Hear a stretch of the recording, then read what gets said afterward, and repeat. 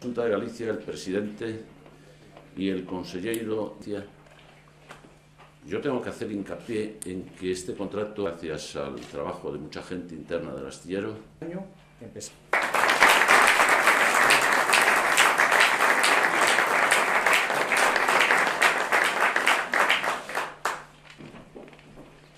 Muchas gracias a todos los medios de comunicación por acompañar.